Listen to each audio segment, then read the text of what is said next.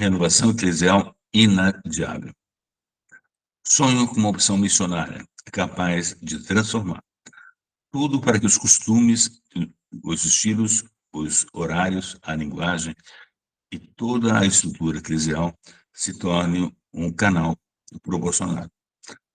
Mas a evangelização do mundo atual, que é autopreservação, a reforma das estruturas que a conversão pastoral exige, só se pode entender, nesse sentido, fazer com que todas elas se tornem mais missionárias, que é a pastoral ordinária. Em todas as suas instâncias, seja mais comunicativa e aberta, que coloque os agentes pastorais em atitude constante de saída e assim favoreça a resposta positiva de todos aqueles a quem Jesus oferece a sua amizade. Como dizia João Paulo II aos bispos da Oceania, toda a renovação na igreja há de ter como alvo a missão, para não cair vítima de uma espécie de introversão eclesial. A paróquia não é uma estrutura caduca, precisamente porque possui uma grande plasticidade. Pode assumir as formas muito diferentes que requerem a docilidade e a criatividade missionária do pastor e da comunidade. Embora não seja certamente a única instituição evangelizadora, se for capaz de se reformar e adaptar constantemente, continuará a ser a própria igreja que vive no meio das casas dos seus filhos e das suas filhas. Isso supõe que esteja realmente em contato com as famílias e com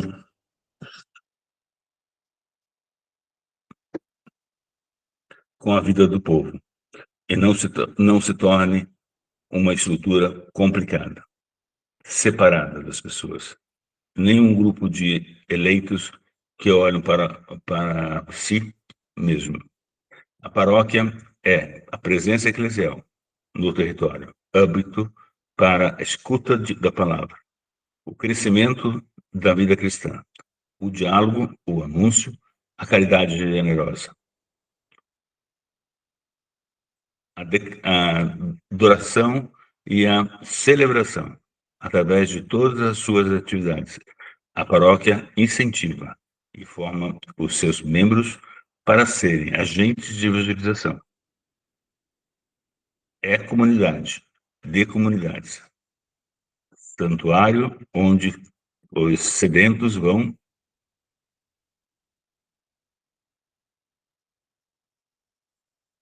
beber para continuarem a caminhar. E centros de constante envio missionário. Temos, porém, de reconhecer que o apelo é revisão e remoção das paróquias. Ainda não deu suficientemente frutos, tomando ainda mais próxima das pessoas, sendo âmbitos de viva comunhão e participação, e orientando-os completamente para a missão. As outras instituições eclesiais, comunidades de base e pequenas comunidades, movimento e outras formas de associação são uma riqueza da igreja, que o Espírito cita para evangelizar todos os ambientes e setores. Frequentemente, fazem um novo ardor, a evangelização e uma capacidade de diálogo com o mundo que renova a igreja, mas é muito salutar que não percam o contato com essa realidade muito rica da paróquia local e que se integrem de bom grado na pastoral orgânica e das igrejas particular. Esta integração evitará que se fique só com uma parte do evangelho e da igreja, ou que se transformem em nômades sem raízes. Cada igreja particular, porção da Igreja Católica, sob a guia do seu bispo, está também ela chamada à conversão missionária. Ela é sujeito primário da evangelização, enquanto a manifestação concreta da única igreja num lugar da terra e nela será verdadeiramente presente e opera a Igreja de Cristo, una, santa, católica e apostólica. É a igreja encerrada num aspecto.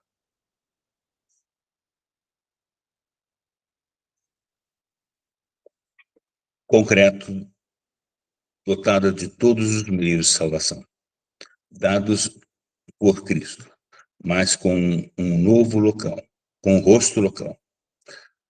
A sua alegria de comunicar Jesus, Cristo, exprime-se tanto na tua preocupação por anunciá-lo, noutros lugares mais precisamente mais necessitados, como numa constante saída para as periferias do seu território ou para os rostos, não, os novos âmbitos sociocultural. Procura estar sempre onde fazem mais falta. E a luz e a vida do ressuscitado, para que este impulso missionário seja cada vez mais intenso, generoso e fecundo. Exorto também cada uma das igrejas particulares a entrar decididamente num processo de discernimento, purificação e reforma. O bispo deve favorecer sempre a comunhão missionária na sua igreja. Na sua igreja diocesana.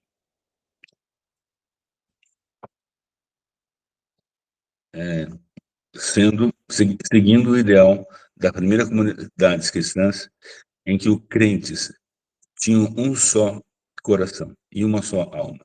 Por isso, às vezes, postear à frente para indicar a estrada e sustentar a esperança do povo. Outras vezes, manter-se-á simplesmente no meio de todos, com a sua proximidade, simples e misericordiosa. Em certas circunstâncias, deverá caminhar atrás do povo, para ajudar aqueles que se atrasaram e, sobretudo, porque o próprio rebanho possui o olfato para encontrar nossas estradas, novas estradas, na sua missão de promover uma comunhão dinâmica, aberta e missionária. Deverá estimular e procurar o amadurecimento do organismo e de participação proposta pelo Código de Direito Canônico e de outras formas do diálogo pastoral, com o desejo de ouvir a todos, e não apenas alguns, sempre prontos a lisonjeá-lo. Mas o objetivo deste processo participativo não há de ser principalmente a organização eclesial, mas o sonho missionário de chegar a todos. Dado que sou chamado a viver aquilo que peço nos outros, devo pensar também numa conversão do papado. Compete-me, como bispo de Roma, permanecer aberto a sugestões tendentes a um exercício do meu ministério para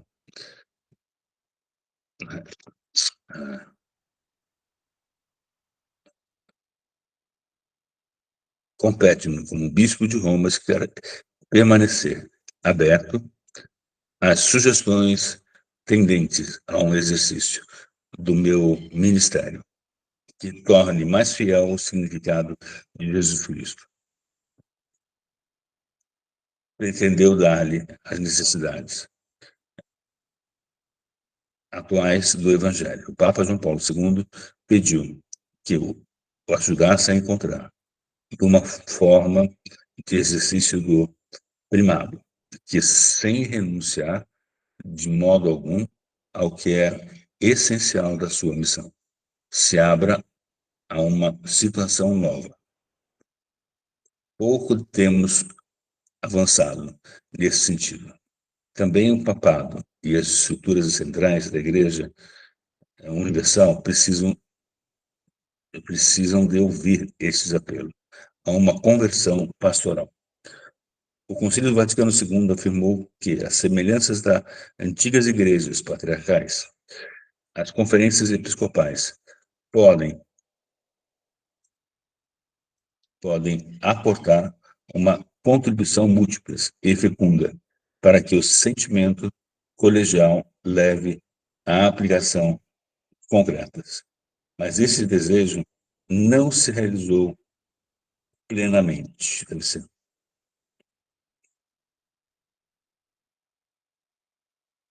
porque ainda não foi suficientemente explicado de um estatuto de conferência episcopais que as considere como sujeitos de atribuições concretas, incluindo alguma autêntica autoridade